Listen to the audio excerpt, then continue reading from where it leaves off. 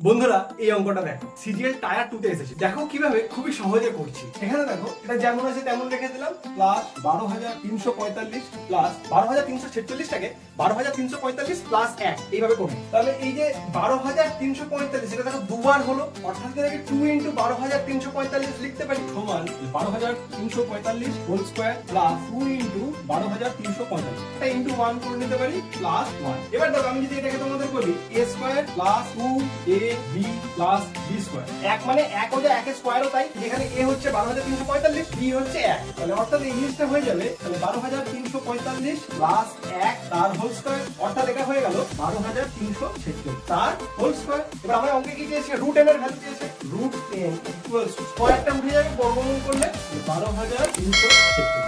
বন্ধুরা এরকমই বিভিন্ন ইম্পর্টেন্ট ম্যাথস প্রবলেম ও বিভিন্ন শর্টকাট ম্যাথস ট্রিক শিখতে তোমরা এই 24 ডেজ ম্যাথস মাস্টারি ক্লাসে অ্যাডমিশন নিতে পারো।